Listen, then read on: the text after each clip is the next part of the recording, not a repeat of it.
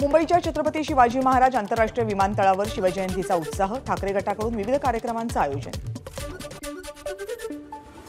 छत्रपती शिवाजी महाराज आंतरराष्ट्रीय विमानतळावर तिथीनुसार शिवजयंतीचा सोहळा, उद्धव ठाकरे यांनी केलं शिवरायांना अभिवादन।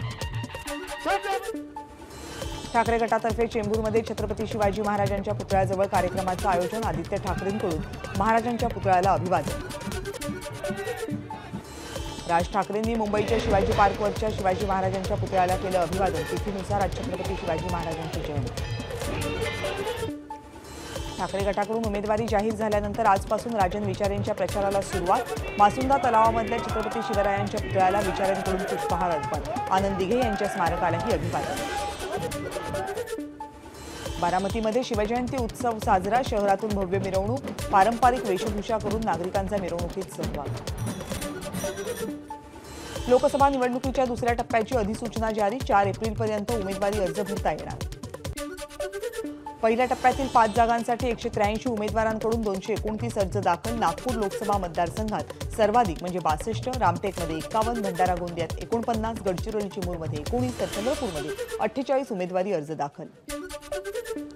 आज संध्याकाळी 5 वाजता महाविकास आघाडीची हॉटेल ट्रायडंटमध्ये बैठक, शरद पवार, उद्धव ठाकरे, बाळासाहेब थोरात, पृथ्वीराज चव्हाण, संजय राऊत बैठकीला उपस्थित राहणार। सांगली, भिवंडी आणि दक्षिण मध्य मुंबई या जागेचा तिढा बैठकीमध्ये सोडवला जाणार।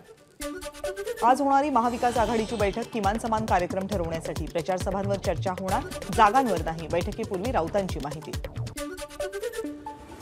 काँग्रेस प्रदेशाध्यक्ष नाना पटोले महाविकास आघाडीच्या बैठकीला व्हिडिओ कॉन्फरन्सिंगद्वारे हजर असणार।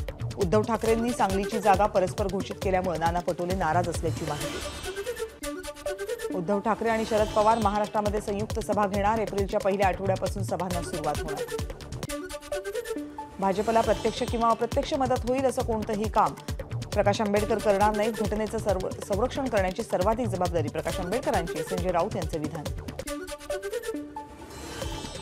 सांगलीवरून इतका आवाज करू नका, संजय राऊतांचा काँग्रेसला सल्ला, पंतप्रधान काँग्रेसचा व्हावा असं आम्ही मानतो, देशाचं नेतृत्व काँग्रेसला करायचंय, आम्हाला नाही।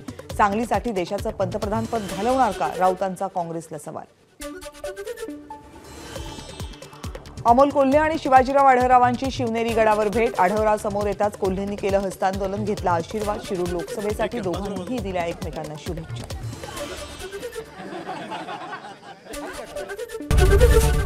एबीपी माझा, उघडा डोळे बघा नीट।